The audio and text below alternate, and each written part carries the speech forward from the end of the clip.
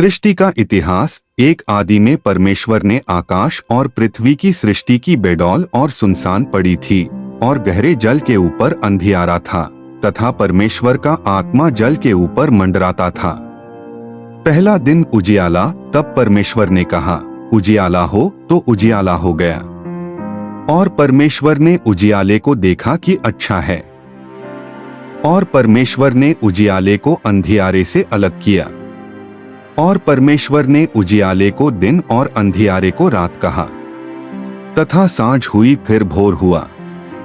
इस प्रकार पहला दिन हो गया। दूसरा दिन आकाश। फिर परमेश्वर ने कहा, जल के बीच एक ऐसा अंतर हो कि जल दो भाग हो जाए। तब परमेश्वर ने एक अंतर करके उसके नीचे के जल और उसके ऊपर के जल को अलग अलग किया। और वैसा ही हो गया। और परमेश्वर ने उस अंतर को आकाश कहा। तथा सांझ हुई, फिर भोर हुआ। इस प्रकार दूसरा दिन हो गया।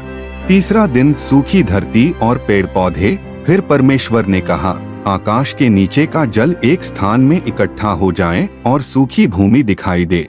और वैसा ही हो गया। और परमेश्वर ने सूखी भूमि को पृथ्वी कहा तथा जो जल इकट्ठा हुआ उसको उसने समुद्र कहा।